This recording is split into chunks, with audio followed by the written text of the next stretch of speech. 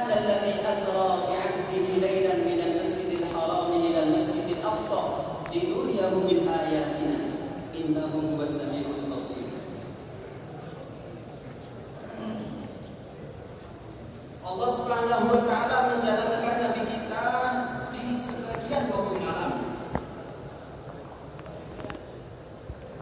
Nabi berangkat dari rumah Ummu Hani ke Hatimul Ka'bah, Ijin Ismail, ke Ijin Ismail.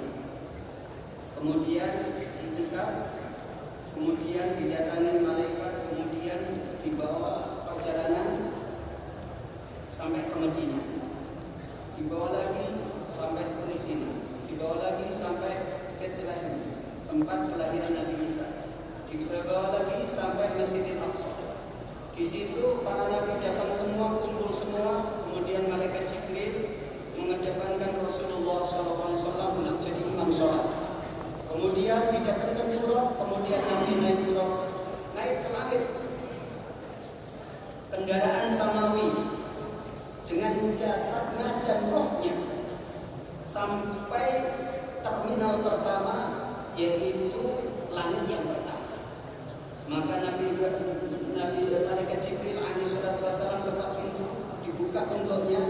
Kemudian ditanya, engkau bersama siapa? Aku bersama Muhammad Rasulullah SAW. Kemudian naik terus, dibuka pintu kedua, langit ketiga, keempat dan seterusnya sampai Sidratul Muntaha.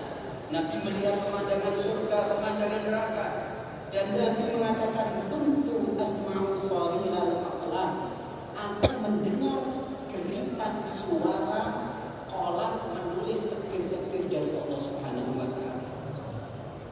Kemudian naiklah lagi sampai ke suatu tempat yang malaikat Jibril alaihi salatu wasallam mengatakan, ya Rasulullah, anta wa syakur, wahai Nabi, sekarang terserah engkau. Saya kalau maju saya akan terbakar, tapi kalau engkau maju engkau akan menembus. Akhirnya baginda Rasulullah SAW maju lagi sampai beliau ceritakan banyak cerita tadi, ada beberapa yang kurang saya pahami karena saking cepatnya, sampai beliau yaqusu biharul anwar, tenggelam dalam lautan cahaya.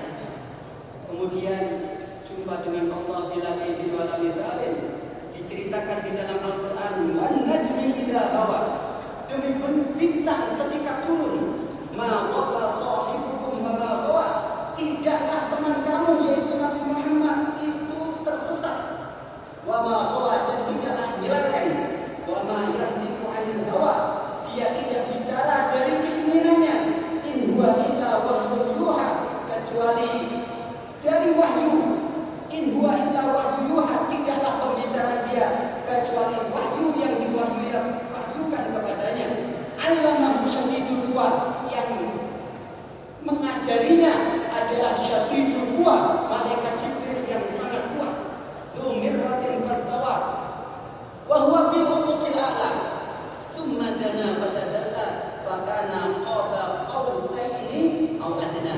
Nabi dengan malaikat Jibril sangat dekat, seukuran 2 busur atau lebih dekat lagi.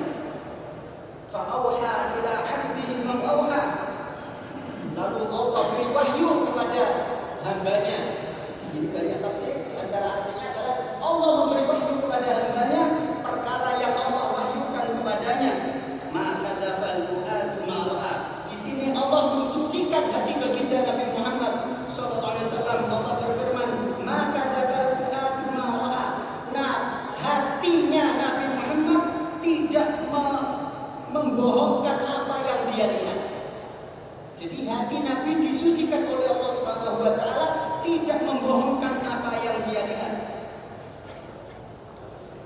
Kemudian juga Allah mensucikan penglihatan Nabi kita Muhammad sallallahu alaihi wasallam, mazal basaru wa ma tagha. Penglihatan Nabi tidaklah nyeleweng dan tidaklah melewati batas.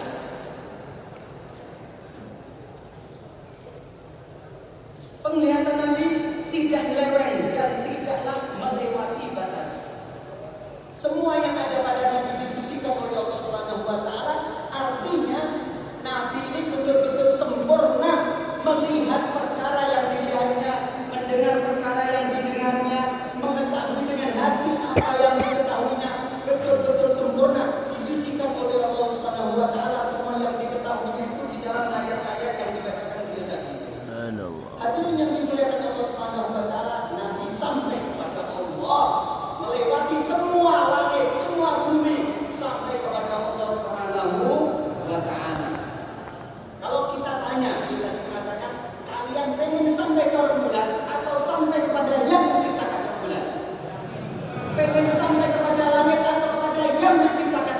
Ciptakan amin. Baginda Rasulullah SAW meninggalkan semua bumi, langit, rembulan, bintang, matahari, bahkan Sidratul Muntaha sampai kepada Allah Subhanahu wa taala. Inilah ilmu kenabian, ilmu yang kita warisi dari baginda Nabi Muhammad SAW, bisa menyampaikan kepada Allah.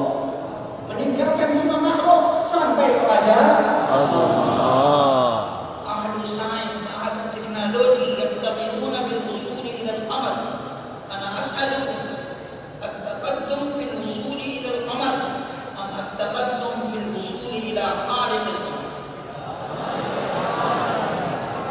Orang-orang ahli sains teknologi mengatakan kami maju, kami bisa sampai ke rembulan. Saya tanya kepada kalian, kemajuan sampai kepada sains teknologi atau sampai kepada rembulan atau sampai kepada yang menciptakan rembulan? Ciptakan rembulan. Inna nabiyyana sallallahu ta'ala alaihi wasallam taqarraba ila Allah kullat taqarrub wa kana waqifan fi ardi Makkah wa ashara